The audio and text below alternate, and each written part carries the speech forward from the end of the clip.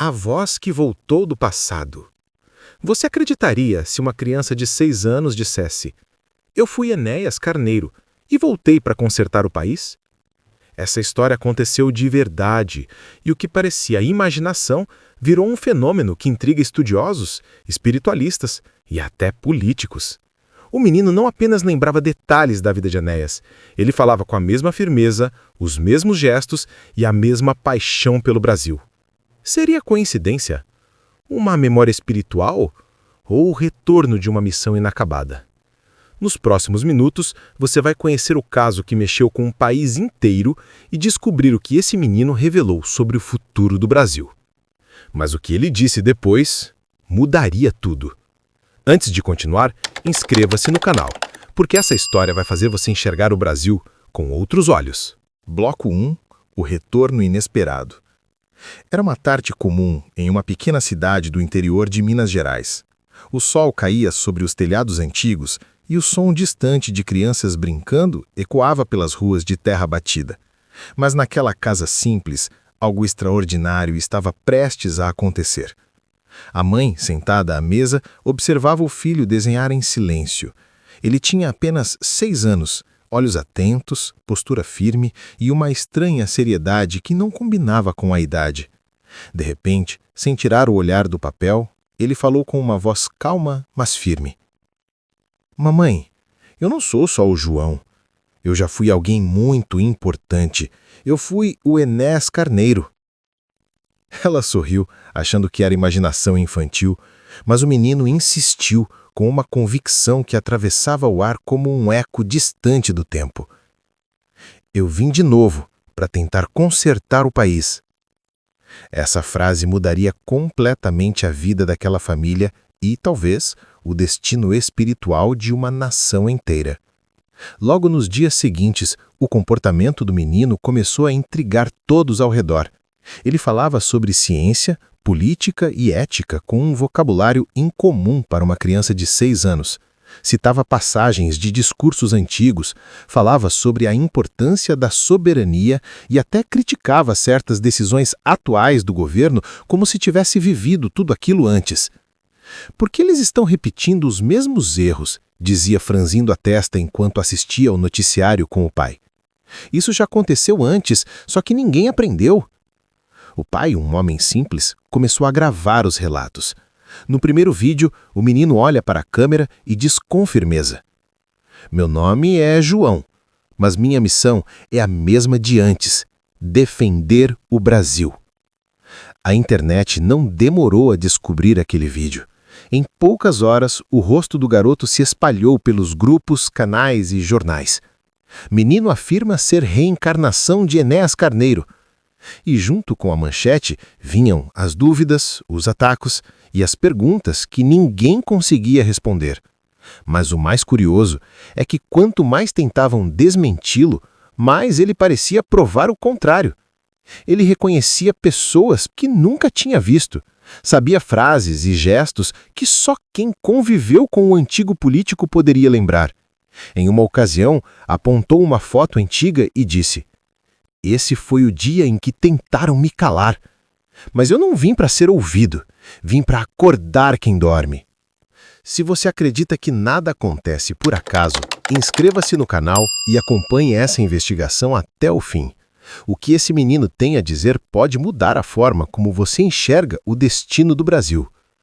Conforme a história ganhava visibilidade, estudiosos começaram a se interessar. Alguns espiritualistas viam aquilo como uma missão de resgate coletivo, o retorno de uma alma antiga tentando reerguer uma nação adormecida.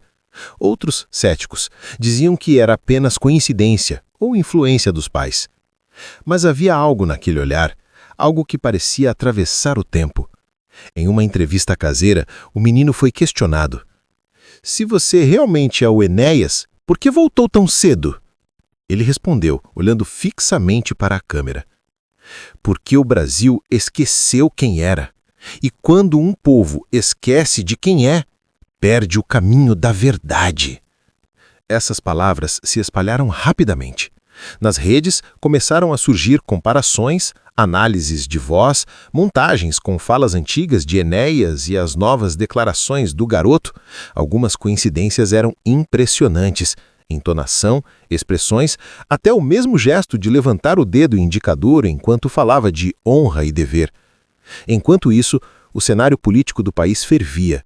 Corrupção, descrença, escândalos, e em meio a isso, uma criança falava de patriotismo e consciência nacional como se trouxesse uma mensagem esquecida. Para muitos, parecia apenas um fenômeno da internet, mas para outros, algo muito maior estava acontecendo. Certa manhã, o menino acordou agitado. Disse à mãe que havia sonhado com um homem de barba branca e olhar firme, que o guiava por um grande salão cheio de bandeiras rasgadas. Ele dizia: "O futuro do Brasil está em prova. Não deixem que o país esqueça a própria alma." Ela relatou que, ao acordar, o menino repetiu em lágrimas: "Eles me prometeram que, dessa vez, eu teria tempo para terminar o que comecei." Essas palavras mexeram profundamente com ela. Afinal, como um menino tão novo poderia falar com tanta emoção sobre promessas do além e missões inacabadas? A sensação era de que o pequeno João carregava memórias que não pertenciam a esta vida, mas a um espírito que ainda tentava completar um propósito. E o mais curioso é que, conforme ele crescia, os sonhos se tornavam mais claros e mais políticos. Falava de economia, de líderes corrompidos, de um povo que perdeu o amor pelo próprio país. Às vezes caminhava sozinho no quintal e dizia: "A verdadeira mudança não começa no governo, começa no espírito de quem acredita que pode servir ao outro." Essas falas chamaram a atenção de pesquisadores espiritualistas, que começaram a acompanhar o caso discretamente. Um deles, o professor Álvaro Mendes, especialista em reencarnação, declarou: "Casos assim são raros, mas não impossíveis. O retorno de almas com missões inacabadas é algo descrito em diversas tradições. O mais impressionante aqui é a coerência entre a personalidade passada e o comportamento atual da criança." Enquanto isso, os vídeos do menino alcançavam milhões de visualizações. Em um deles, ele dizia com clareza: "Eu não vim para ser lembrado como político. Vim para lembrar que o Brasil é uma alma viva e que essa alma está doente." Essas palavras tocaram fundo em muitos. Uns sentiram esperança, outros desconforto. Mas ninguém ficou indiferente, porque no fundo todos sabiam: algo no país precisava mudar. E se de alguma forma misteriosa o destino estivesse tentando avisar através da inocência de uma criança? O caso do menino começou a ganhar proporções que fugiam do controle da família. Equipes de TV, estudiosos e até políticos tentavam contato. Uns queriam entender, outros explorar. Mas o menino permanecia sereno. "Eu não voltei para ser famoso. Voltei porque o Brasil precisa lembrar do que perdeu. A coragem de sonhar por si mesmo." A mãe chorava ao ouvir. O pai gravava tudo, em silêncio. Naquele instante, ela percebeu: talvez aquele garoto não fosse apenas o filho dela, talvez fosse um espelho do que o Brasil havia esquecido de ser. E com voz baixa, o menino concluiu: "Eu não sou melhor que ninguém. Só vim para continuar o que comecei. Mas dessa vez, o tempo é curto." Mas o que ele revelou depois mudaria tudo. Bloco 2. As provas do invisível. As semanas seguintes se tornaram um verdadeiro turbilhão. A história do menino já não era mais apenas uma curiosidade de internet. Era um fenômeno nacional. Programas de televisão, páginas políticas e canais espiritualistas começaram a disputar espaço para comentar o caso. Alguns viam ali um sinal do destino, outros uma manipulação. Mas ninguém conseguia explicar o olhar daquela criança que, com voz calma e convicta, dizia: "O Brasil está sendo testado outra vez." Certo dia, durante uma entrevista em uma rádio local, o repórter perguntou, meio em tom de brincadeira: "E o que o senhor faria se realmente fosse o Enéas Carneiro de volta à Terra?" O menino, sem hesitar, respondeu: faria o mesmo que sempre fiz. Daria minha vida por esse país, mas dessa vez começando pelo coração das pessoas, não pelos discursos. O estúdio ficou em silêncio. A repórter, visivelmente emocionada, tentou mudar de assunto, mas o menino prosseguiu. Enquanto o povo espera um salvador, o país continua preso nas mesmas mãos. O verdadeiro inimigo não está no governo, está no medo de mudar. Essas palavras ecoaram, viralizaram em minutos, e pela primeira vez, mesmo os céticos começaram a admitir: havia algo diferente naquele garoto. Se essa história também te faz pensar sobre o futuro do nosso país, inscreva-se e continue com a gente, porque o que vem a seguir é simplesmente inexplicável. A família, preocupada com a exposição, decidiu limitar as entrevistas. Mas mesmo longe das câmeras, fenômenos estranhos começaram a acontecer. Durante uma noite, o pai ouviu um menino conversando sozinho no quarto. Ao abrir a porta, encontrou o filho em pé, de olhos fechados, murmurando frases desconexas. A voz: ela ainda me chama. Há um plano que precisa continuar. Ao acordar, o menino não lembrava de nada. No dia seguinte, porém, desenhou o rosto de um homem de barba espessa e olhar determinado. Embaixo, escreveu uma palavra em letras grandes: consciência. O pai, sem entender, guardou o desenho. Meses depois, ao pesquisar fotos antigas, percebeu o impacto. O retrato era idêntico ao de Enéas Carneiro em seus últimos anos de vida. Mesmo corte de cabelo, mesmo semblante. Coincidência ou lembrança espiritual? Os investigadores espirituais começaram a traçar paralelos. Segundo estudos sobre reencarnação, algumas crianças realmente carregam fragmentos de memória de vidas passadas, especialmente quando a alma retorna com uma missão incompleta. Mas o que chamava a atenção ali não eram apenas as lembranças, era a mensagem que elas carregavam. Em um vídeo gravado pela mãe, o menino olhou para a câmera e disse: a corrupção é a doença da alma nacional. E quem ama o Brasil precisa curá-la dentro de si primeiro. Essas palavras não pareciam de uma criança. E a serenidade com que ele as dizia era desconcertante. A comunidade científica decidiu investigar também. Uma equipe de psicólogos e especialistas em comportamento infantil foi até a casa do menino. Durante a entrevista, mostraram a ele dezenas de fotos antigas de figuras políticas da década de 1990 e 2000. O menino identificou imediatamente Enéas Carneiro, chamando-o de meu antigo corpo. Apontou para outros rostos e fez comentários improváveis para alguém da sua idade. Esse aqui mentiu para a nação. Esse fez alianças que custaram caro. Esse ainda vai entender o que é servir de verdade. Os profissionais ficaram perplexos. Nenhum teste de indução ou manipulação explicava a espontaneidade. Mas o mais impressionante aconteceu quando pediram ao menino para escrever algo que ele achava importante para o futuro do país. Ele pegou o papel, refletiu por alguns segundos e escreveu: o Brasil só será livre quando o espírito do povo for educado. Era a mesma frase dita por Enéas Carneiro em uma entrevista de 1994, palavra por palavra. E à medida que a investigação avançava, uma nova camada se revelava.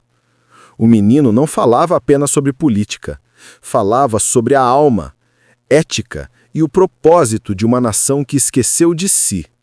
Disse em um vídeo: o Brasil não é um território, é uma missão espiritual. Cada geração tem a chance de despertá-la ou enterrá-la.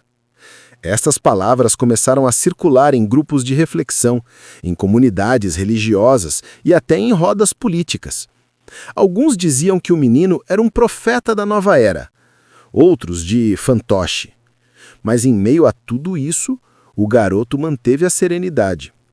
Não vim para provar nada, vim para lembrar. E quem escuta de coração vai entender. Naquela noite, a mãe contou que o menino olhou para o céu e ficou em silêncio por alguns minutos. Depois, murmurou: "Eles ainda não sabem o que está prestes a acontecer." E pela primeira vez, a voz soou diferente, mais grave, mais distante, como se viesse de outro tempo.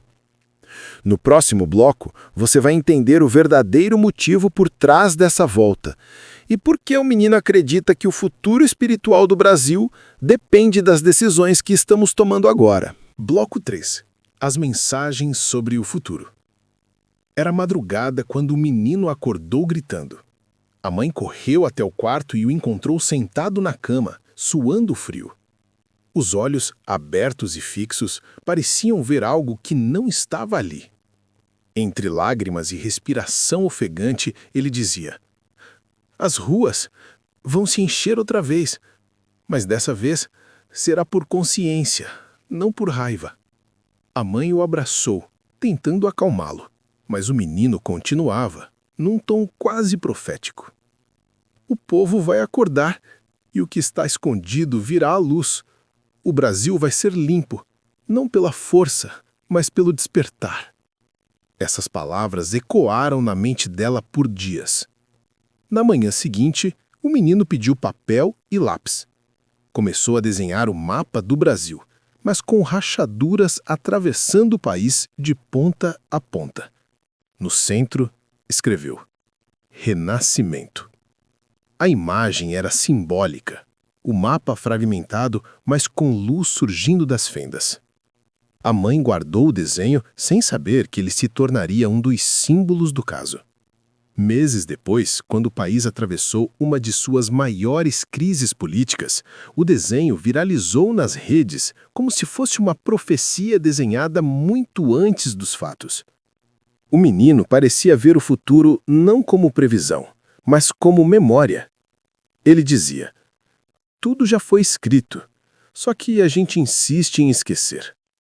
Se você sente que há algo maior por trás do destino do Brasil, inscreva-se no canal, porque o que o menino revelou a seguir vai te deixar sem palavras. Certa vez, em uma entrevista caseira, o pai perguntou: "O que você acha que vai acontecer com o país, João?"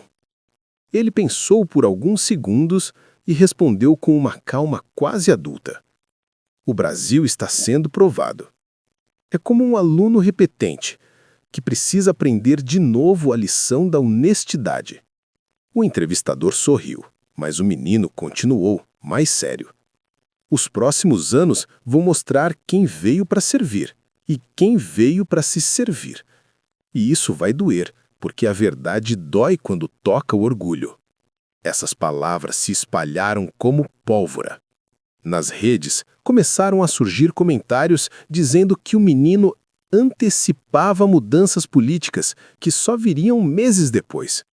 Um vídeo mostrava ele dizendo, ainda aos 6 anos: "Vai chegar o tempo em que a voz do povo não caberá nas ruas, e os que zombaram do patriotismo vão se esconder da própria consciência." Era como se uma força invisível o impulsionasse a falar. E quanto mais ele falava, mais as pessoas sentiam um arrepio inexplicável. Não era medo, era reconhecimento. Como se cada frase lembrasse ao povo algo que ele já sabia, mas preferia esquecer. Em outra gravação, gravada pelo pai, o menino estava no quintal, observando o céu. Disse que via faixas de luz sobre o mapa do Brasil. "São consciências despertando", explicou. "Cada uma dessas luzes é alguém que entende que o Brasil é mais do que bandeira e hino. É alma. E essa alma está voltando a brilhar." Essas declarações tocaram milhares. Muitos começaram a associar o menino à ideia de um renascimento moral do país. Outros, porém, diziam que ele estava sendo manipulado para falar de política. Mas a família desmentia.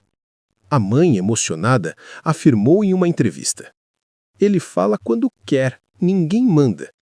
Às vezes é como se ele recebesse algo e apenas transmitisse." Os estudiosos começaram a perceber um padrão. A cada discurso do menino havia uma mistura entre razão e emoção, como se a mente e a alma trabalhassem juntas para traduzir o invisível. Em uma gravação inédita, ele afirmou: "Não é o governo que vai mudar o Brasil, é o povo que vai lembrar quem ele é.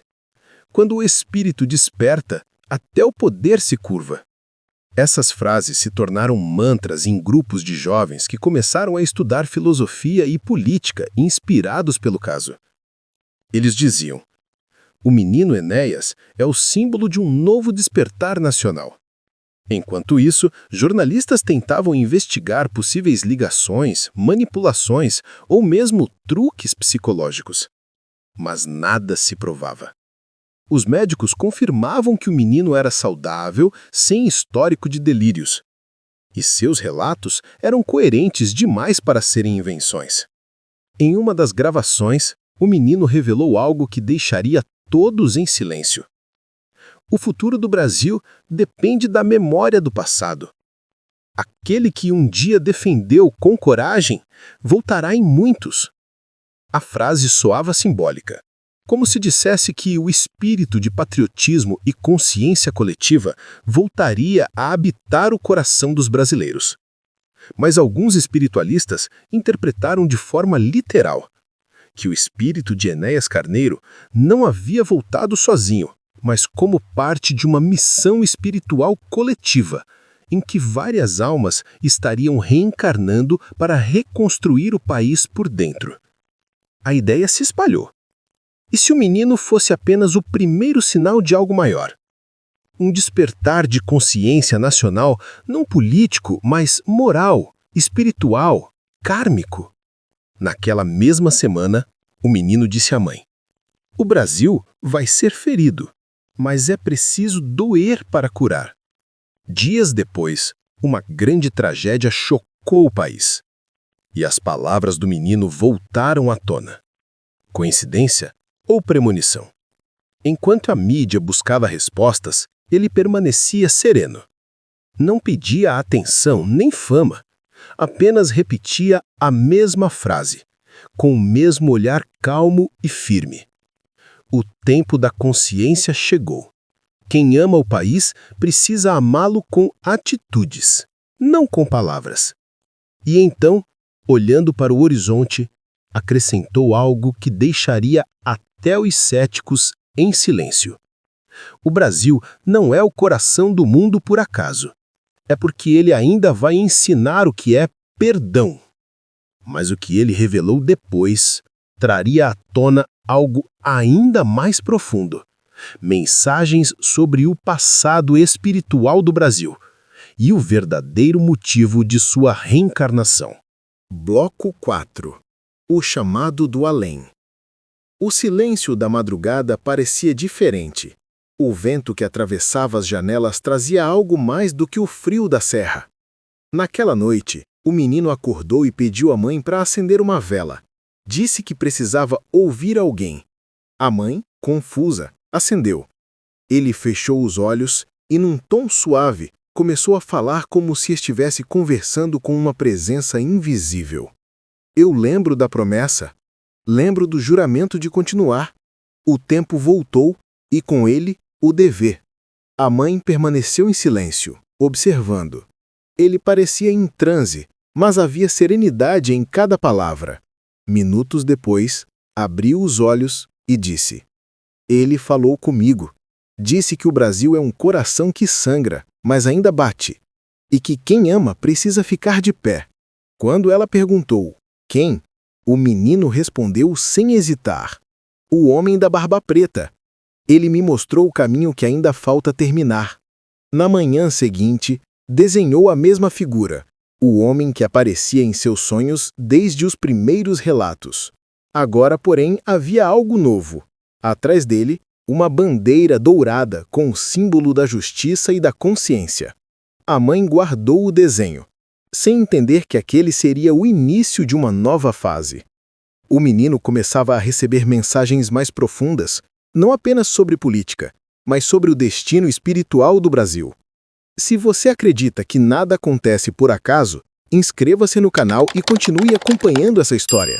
O que esse menino revelou sobre a alma do Brasil vai mexer com tudo que você acredita. Em uma entrevista gravada por pesquisadores, o menino disse algo que deixou todos em silêncio. O Brasil é o país onde a consciência será testada. Muitos virão para ensinar, outros para tentar apagar a luz. Mas a missão não muda. Quem ama o país precisa lembrar de onde ele veio. Um dos estudiosos perguntou: "E de onde o Brasil veio?" Ele respondeu firme: "Veio do amor. Foi preparado há séculos por espíritos que acreditavam na união e não na divisão. O Brasil foi escolhido, mas esqueceu o porquê." Essas palavras foram transcritas e estudadas por grupos espiritualistas. Alguns disseram que ele descrevia uma espécie de plano espiritual para o país. Algo que muitos mestres já haviam mencionado em livros antigos, sobre o Brasil como coração do mundo. Mas o menino não citava livros nem nomes. Falava com naturalidade, como quem apenas lembrava. Dias depois, durante um passeio com o pai, o menino olhou para o céu e disse: "As almas do passado ainda caminham aqui. Algumas tentam ajudar. Outras ainda estão presas à culpa." O pai perguntou o que isso significava.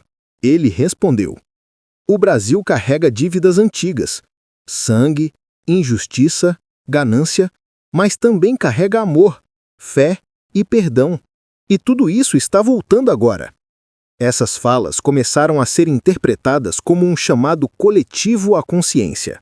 Influenciadores, religiosos e até historiadores começaram a discutir.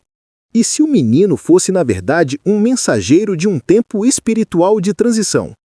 Em uma gravação inédita, ele explicou: "A missão do Brasil não é dominar, é curar.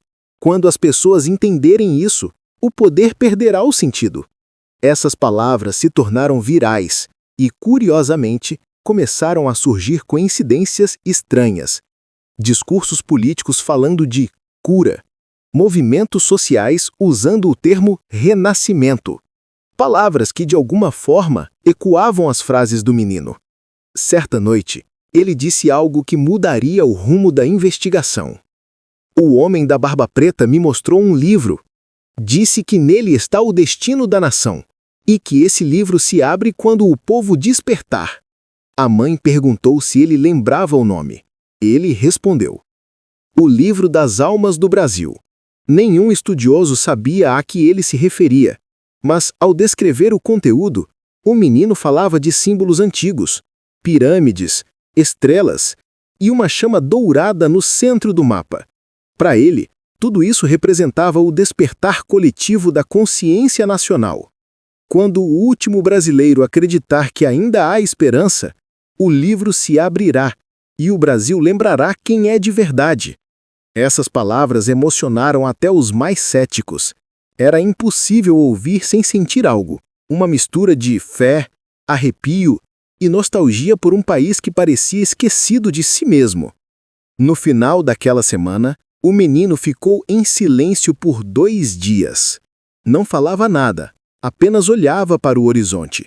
Então, na manhã de domingo, quebrou o silêncio e disse: "O tempo do julgamento chegou, mas não é o julgamento de um homem. É o julgamento de uma nação perante sua própria consciência." O pai, assustado, perguntou o que ele queria dizer. Ele respondeu: "O Brasil está diante do espelho. Vai precisar escolher entre o medo e a verdade. E dessa escolha dependerá o futuro." Ele então olhou fixamente para a câmera e concluiu: "Não vim para prever o fim. Vim para lembrar o começo." Mas o que ele revelou depois mostraria quem o guiava do outro lado e a verdadeira missão por trás da sua volta à Terra. Bloco 5. A última revelação.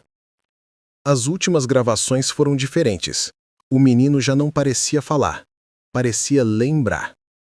O olhar sereno, a voz pausada, como se cada palavra viesse de muito longe, de um lugar que o tempo não alcança. Muitos esperam um novo Salvador, mas o que o céu me mostrou é que o tempo dos salvadores acabou. Agora é o tempo dos despertos. O silêncio que seguiu foi pesado. mas não triste. Era o tipo de silêncio que antecede uma revelação. A mãe o observava com lágrimas nos olhos, percebendo que algo estava se despedindo, e algo muito maior nascia ali. Ele me disse que o Brasil não precisa de um novo herói, precisa lembrar o que é ser humano. Essas palavras tocaram o país como um sussurro coletivo, ecoando nas redes, nas casas, nas consciências. Se essa história te toca, inscreva-se, porque o que ele revelou a seguir pode mudar a forma como você enxerga a própria vida. Durante a última entrevista, perguntaram: João, quem fala com você? O menino respirou fundo e respondeu: É ele, o homem da barba branca. Ele não manda, ele ensina. Disse que a missão é de todos agora. Disse que o Brasil é um coração ferido, mas vivo, e que cada pessoa que desperta é um batimento voltando a acontecer. Os olhos do garoto brilharam, e pela primeira vez ele sorriu. Ele me disse que quando o último brasileiro acreditar novamente, o Brasil vai renascer. Essas palavras atravessaram fronteiras. Pessoas começaram a acender velas, plantar árvores, abraçar desconhecidos, pintar muros com a frase: Eu sou parte do despertar. Nos dias seguintes, o menino não falou mais. Passava horas olhando o céu, em silêncio, como se esperasse algo que só ele podia ver. Numa dessas manhãs, o pai o encontrou no quintal, sentado diante do sol nascente. O menino apontou para o horizonte e disse: O Brasil vai doer, mas é a dor de quem está renascendo.